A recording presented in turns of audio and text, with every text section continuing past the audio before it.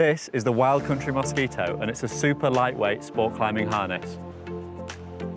It's Wild Country's lightest ever harness, coming in at just 247 grams in a size small. A super lightweight sport climbing harness like this is perfect for red pointing and on-sighting. Sometimes what you find with these super lightweight harnesses is that they're slightly lacking in features in order to save weight.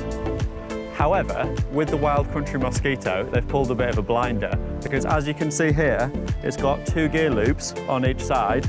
It's got a nice fixed gear loop here, which is nice and wide, but even the flexible one is really quite useful, and it means you can fit on a lot of quick draws, or maybe even some trad gear when you're climbing.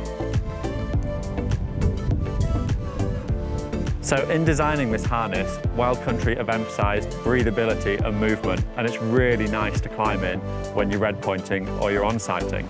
When you're sitting in the harness, maybe on the rope or when you're belaying your partner, the weight is spread pretty evenly throughout the waist belt.